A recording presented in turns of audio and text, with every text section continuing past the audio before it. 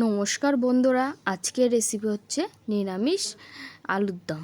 তো আমি প্রথমে আলুগুলো সিদ্ধ করে নিয়েছি। সিদ্ধ করে নিয়ে আমি আলুগুলোর খোসা ছাড়িয়ে নেব। তারপরে খোসা ছাড়িয়ে নেওয়ার পরে তারপরে আমি কড়াইতে তেল দেব। তেল দিয়ে এর মধ্যে জিরে, এলাচ, লবঙ্গ, দারুচিনি এইগুলো দেব। দেওয়ার পরে তারপরে আলুগুলো দিয়ে দেব। আলুগুলো দিয়ে তারপরে আলুগুলো আমি ভালো করে কষিয়ে নেব।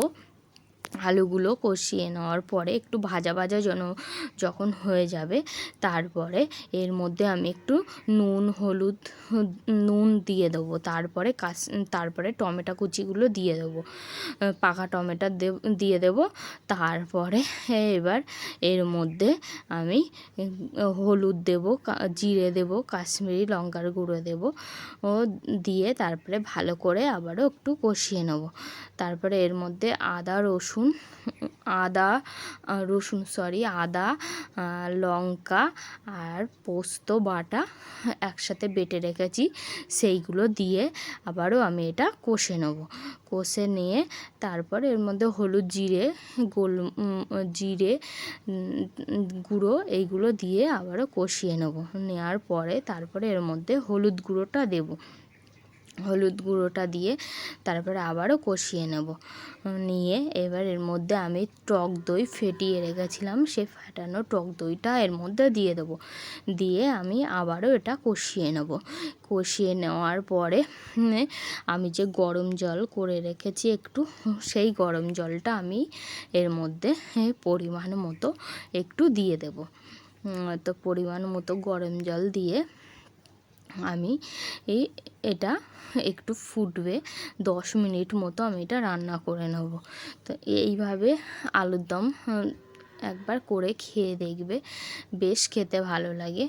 তো এই আলুর দমটা ভাত বা রুটি বা পরোটা, লুচি যেভাবে খেতে চাও, যেটা দিয়ে খেতে চাও সেটা দিয়েই খেতে পারবে, খুব টেস্টি হয়। তো এর মধ্যে আমি আবার গোলমরিচের গুঁড়োটা দিয়ে দিয়েছি, যাতে একটু ঝাল ঝাল ভাবটা একটু নিরামিষ আলুর দমে একটু ঝালটা একটু বেশি দিতে হয়, তাহলে বেশ টেস্টি হয়। তারপরে আমি এর মধ্যে একটু কাসুরি মেথি দিয়ে দেব।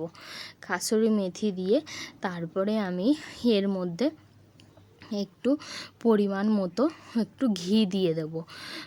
একটু গরম মশলা দেব।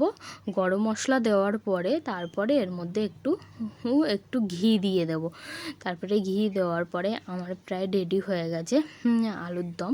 তো এই আলুর দমটা ভাত বা রুটি, পরোটা, লুচি সব কিছুর সাথেই খেতে পারবে। তো একবার বাড়িতে বানিয়ে এইভাবে খেয়ে দেখবে। তো রেডি হয়ে গেছে আলুর দম। তো টাটা বন্ধুরা, এইভাবে একবার বাড়িতে বানিয়ে খেয়ে দেখো। তো টাটা, বাই বাই বন্ধুরা। আজকের মতো আমার রেসিপি নিরামিষ আলুর দম।